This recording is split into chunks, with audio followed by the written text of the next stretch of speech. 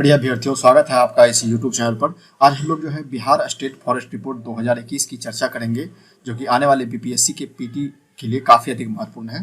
बिहार में जो भी एग्जाम होगा, जैसे कि जो 30 अप्रैल को बीपीएससी का पीटी होने वाला है, इसके अलावा सीडीपीओ का या और भी बिहार में कोई भी एग्जाम होता है तो उसमें बिहार स्टेट फॉरेस्ट रिपोर्ट 2021 से प्रश्न आने की पूरी संभावना है। ठीक है, तो इस कंप्लीट वीडियो को देखने के बाद जो है कोई भी प्रश्न अगर एग्जाम में पूछा जाता है स्टेट फॉरेस्ट रिपोर्ट से संबंधित, तो आप आसानी से उस प्रश्न का जवाब दे पाएंगे। ठीक है, हम इस एक कंप्लीट वीडियो में क्या पढ़ेंगे, तो इस एक कंप्लीट वीडियो में जो है डाटा फैक्ट जो कि एग्जाम में सवाल पूछे जाते हैं, इसके साथ साथ जो कुछ कंसेप्ट की चीज़ें होती हैं उसका भी अध्ययन करेंगे।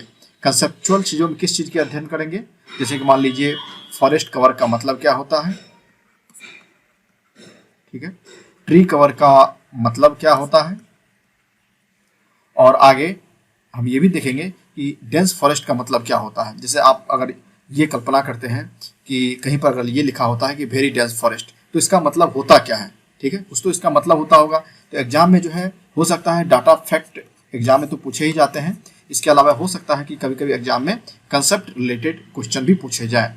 तो आप दोनों तरीके से दोनों चीज़ें बताई जाएंगी, एग्जाम में किसी भी प्रकार के प्रश्न आएंगे तो आप आसानी से सॉल्व कर पाएंगे। चलिए इसको शुरू करते हैं।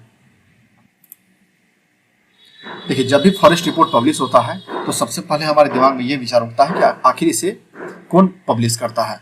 तो प्रत्येक 2 साल पर जो है फॉरेस्ट रिपोर्ट पब्लिश किया जाता है, और इसके लिए अलग से एक सेपरेट मिनिस्ट्री है, ministry of environment, forest and climate change. ठीक है, प्रत्येक 2 साल पर इसके द्वारा जो है वन रिपोर्ट प्रकाशित किया जाता है। तो पहली बार इस रिपोर्ट को कब पब्लिश किया गया था, तो पहली बार इसे जो है 1987 में यानी 1987 में जो है पहली बार वन रिपोर्ट को पब्लिश किया गया था। ठीक है, और प्रत्येक 2 साल पर इसे रिलीज किया जाता है।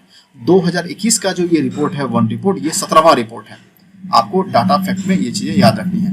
ठीक है, कौन पब्लिश करता है, इसके अलावा पहली बार कब पब्लिश किया गया था, 1987 में।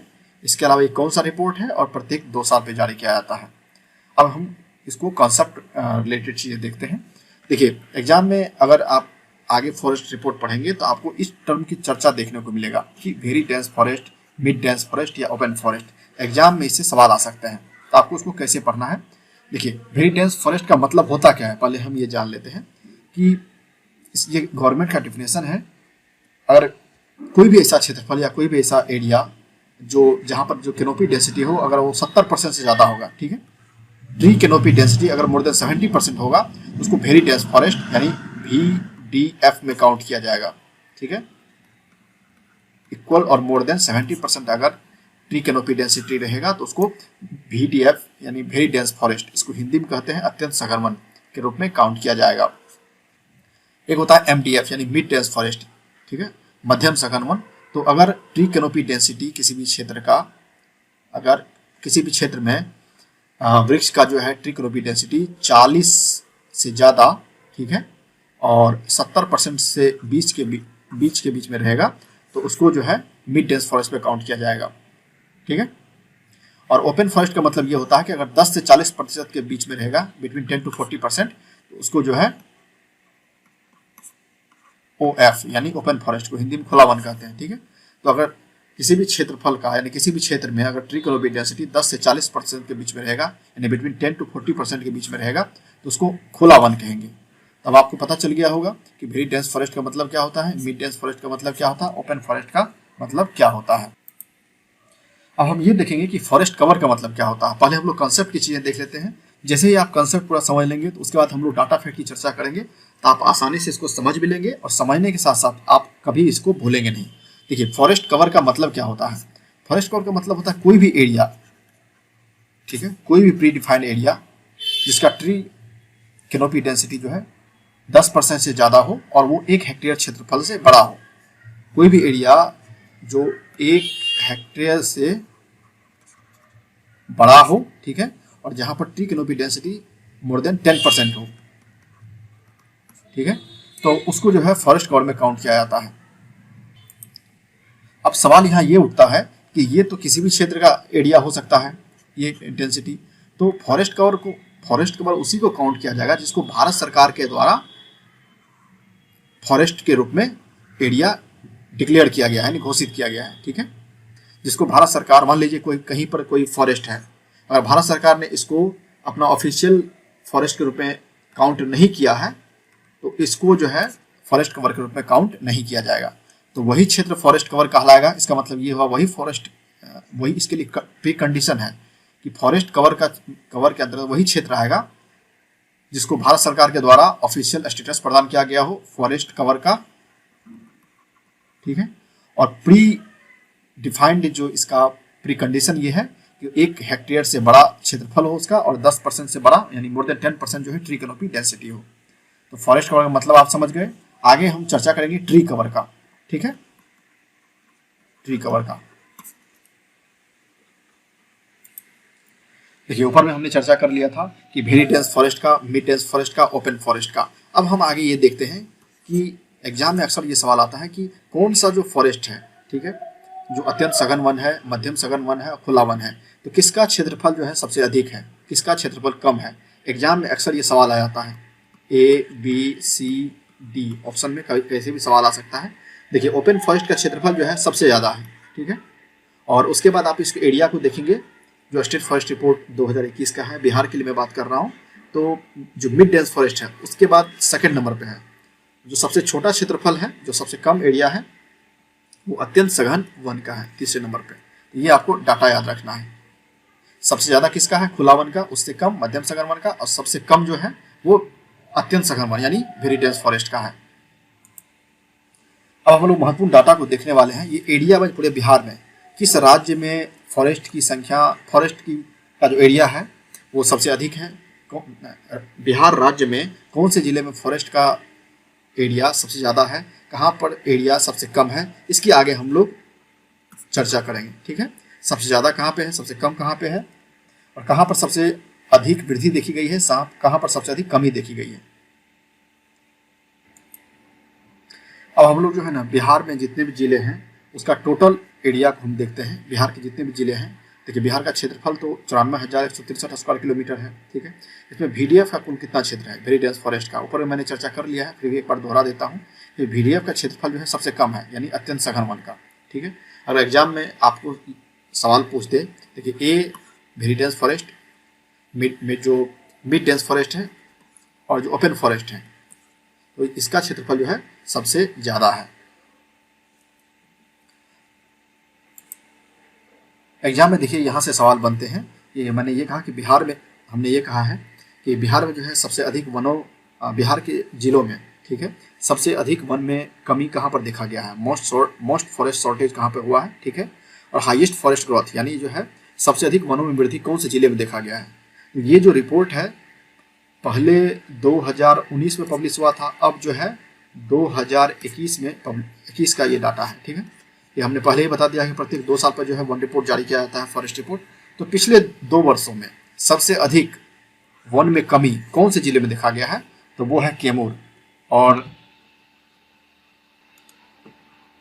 पिछले 2 वर्षों में जो है सबसे अधिक फॉरेस्ट में यानी सबसे अधिक वन की कमी कौन से जिले में देखा गया है, तो वो है कैमूर। कैमूर में कितना वन का कमी देखा गया है, तो ये देखिए कैमूर में जो है 4.83% की जो है कमी देखी गई है। एग्जाम में BPSC के PT में या और कोई सा भी एग्जाम हो सवाल पूछा जा सकता है कि जो नया जो फॉरेस्ट रिपोर्ट जारी हुआ है उसमें सबसे अधिक वन की कमी कौन से जिले में देखा गया है, तो वो है कैमूर। कितना हुआ है, तो 4.83% की कमी दर्ज हुई है। सेकेंड ऐसा कौन सा डिस्ट्रिक्ट है जहाँ पर फॉरेस्ट में सबसे अधिक कमी हुआ है, तो वो है सुपौल डिस्ट्रिक्ट, ठीक है। तो सुपौल में कितना कमी हुआ है, तो ये 4.46% की जो है कमी दर्ज की गई है। तो हमेशा आपको याद रखना है जो मैक्सिमम का डाटा है टॉप टू बॉटम अधिकतम का 2 याद कर लीजिए, इसी से आपके सवाल सॉल्व हो जाएंगे। अब हम ये देखते हैं कि सबसे अधिक जंगल में यानी सबसे अधिक वन की वृद्धि जो है किस जिले में देखा गया है, ठीक है। तो सबसे अधिक वृद्धि फॉरेस्ट में पिछले 2 सालों में जो है जो पहले नंबर पर है वो है बांका, ठीक है। तो पिछले 2 वर्षों में बिहार में कौन सा ऐसा जिला है जहां पर वन की सबसे अधिक वृद्धि देखी गई है, तो पहले नंबर पे है बांका और दूसरे नंबर पे जो है वो है जमुई, ठीक है। ये जमुई है, ठीक है। अब देखिए यहां से भी एक सवाल बनता है, बिहार में विभिन्न जिलों में कहाँ पर जो है सबसे अधिक फॉरेस्ट है, कहाँ पर सबसे कम है। तो फॉरेस्ट कवर यानी वनावरण के आधार पर जो on the basis of area जो फॉरेस्ट कवर है वो सबसे अधिक कौन से जिले में है, ठीक है। तो क्षेत्रफल के आधार पर जो सबसे अधिक वनावरण है यानी forest cover on the basis of area highest जो है वो कैमूर जिले में है, ठीक है। आपको इस बात को याद रखना है। पहले नंबर पर कैमूर है, दूसरे नंबर पर जो है वो पश्चिमी चंपारण है, वेस्ट चंपारण, ठीक है। तीसरे नंबर पर जो है रोहतास है। तो on the basis of area forest cover जो है अधिकतम पहले नंबर पर कैमूर है, दूसरे नंबर पश्चिमी चंपारण, दूसरे नंबर पर पश्चिमी चंपारण है, वेस्ट चंपारण, तीसरे नंबर पर रोहतास है। आपको ये याद रखना है, ठीक है। सबसे come on the basis of area सबसे कम फॉरेस्ट कवर जो है कौन से जिले में है, तो पहले नंबर पर शेखपुरा है, ठीक है। शेखपुरा का कितना है 1.19%, ठीक है। आपको ये देखना है कि क्षेत्रफल के आधार पर वनावरण सबसे कम कहाँ पे है, तो सबसे कम जो है शेखपुरा में है, दूसरा सबसे कम कहाँ पे है तो अरवल में है, तीसरा जहानाबाद में है। तो ये डाटा फैक्ट जो है आपको याद रखना है, ये फॉरेस्ट रिपोर्ट 2021 की है, ठीक है। अब हम ये देखते हैं कि जो forest cover on the basis of percentage यानी प्रतिशत के आधार पर जो है प्रतिशत के आधार पर सबसे अधिक वनावरण किस जिले में है, ठीक है। Forest cover on the basis of percentage तो अधिकतम जो है वो कैमूर जिले में है। सबसे अधिक वनावरण प्रतिशत के आधार पर सबसे अधिक जो है forest cover on the basis of percentage सबसे अधिक कैमूर जिले में है, दूसरे नंबर पे जमुई का है और तीसरे नंबर पे जो है नवादा है। आपको ये याद रखना है डाटा, क्योंकि यहाँ से सवाल बनते हैं एग्जाम में। एक क्वेश्चन या दो प्रश्न आसानी से आएंगे और आप आसानी से उसको सॉल्व भी कर पाएंगे, ठीक है। ये पक्का यहाँ से एक सवाल बनेगा। और सबसे कम forest cover on the basis of percentage कौन सा है, तो एक पहले नंबर पर शेखपुरा आता है, दूसरे नंबर पर बक्सर या सिवान है, तीसरे नंबर पर गोपालगंज है। इस बात को ध्यान में रखिएगा कि ये on the basis of percentage है, प्रतिशत के आधार पर ये वनावरण यानी forest cover on the basis of percentage सबसे अधिक कहाँ पे है, तो सबसे अधिक कैमूर, दूसरे नंबर पर जमुई, तीसरे नंबर पर नवादा। सबसे कम कहाँ पे है, एग्जाम ये सवाल आ सकता है, ठीक है। मिनिमम सबसे कम कहाँ पे है forest cover on the basis of percentage, तो पहले नंबर पर शेखपुरा, दूसरे नंबर पर बक्सर सिवान, तीसरे नंबर पर गोपालगंज है। ये आपको डाटा याद रखना है। आगे हम लोग इस बात की चर्चा करते हैं कि बिहार का ऐसा कौन सा क्षेत्र है जहाँ पर जंगलों में जो है आग लगने की घटनाएं बार बार सामने देखने को मिलती है।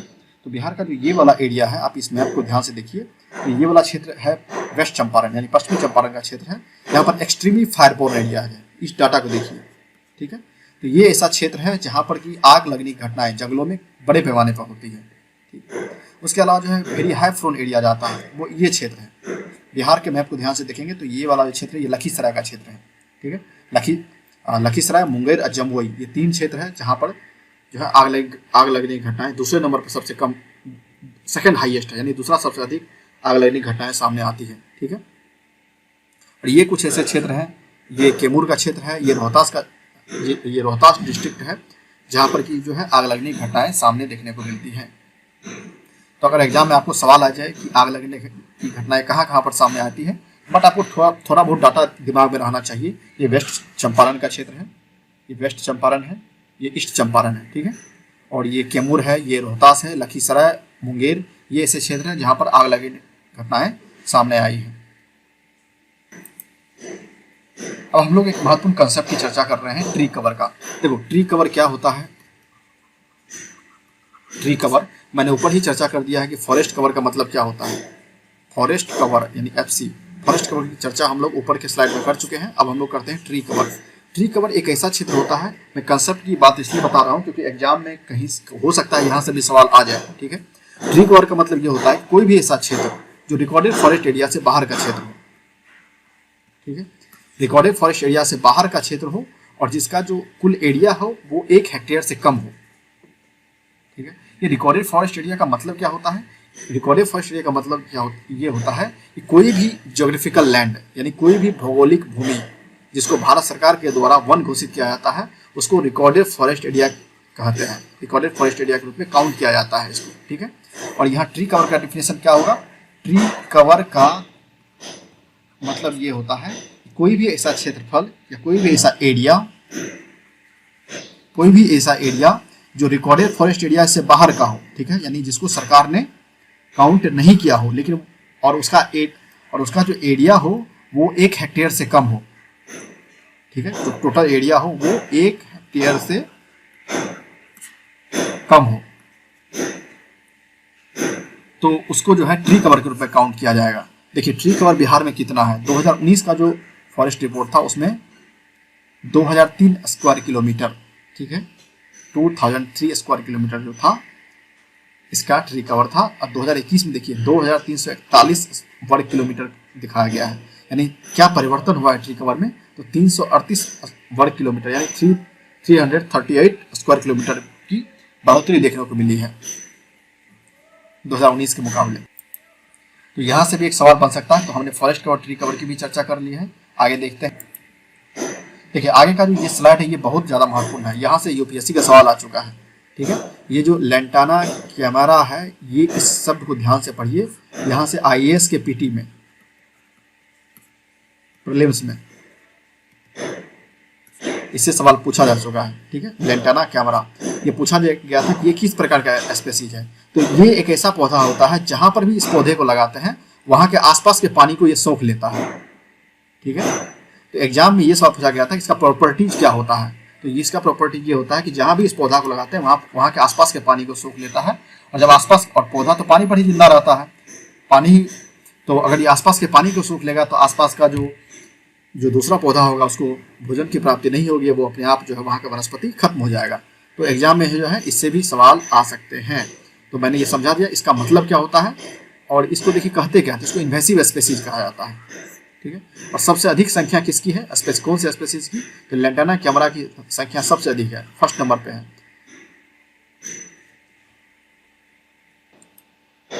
तो ये सब जितने भी इन्वेसिव स्पीसीज हैं यहाँ से भी सवाल बन सकते हैं। तो सबसे अधिक आपको डाटा जितना भी हो आपको बस ये याद रखना है कि अधिकतम कौन सी प्रजाति की संख्या सबसे अधिक है, ठीक है। तो लैंटाना कैमरा की संख्या जो है सबसे अधिक है। तो चलिए फॉरेस्ट रिपोर्ट यहीं पे खत्म होता है। हमने जितनी भी डाटा था, हमने जो डिस्ट्रिक्ट वाइज बिहार के जितने जिले में सबसे अधिक सबसे कम जितने भी डाटा था, डाटा को भी हमने पढ़ लिया है। जितना भी कंसेप्ट था, कंसेप्ट में हमने पूरा फॉरेस्ट कवर, ट्री कवर, इसके अलावा रिकॉर्डेड फॉरेस्ट एरिया का मतलब क्या होता है, जो रिकॉर्डेड फॉरेस्ट एरिया का मतलब क्या होता है, ठीक है। तो हमने जितने भी डाटा फैक्ट थे, कंसेप्ट थे और रिकॉर्डेड फॉरेस्ट एरिया जो भी चीज़ें थी सब कुछ का अध्ययन कर लिया है। और आप इतना अगर कंप्लीटली इसको पूरा याद कर लेते हैं तो कोई भी एग्जाम में किसी भी प्रकार के प्रश्न आएंगे तो आप आसानी से उसको सॉल्व कर पाएंगे। Thank you so much.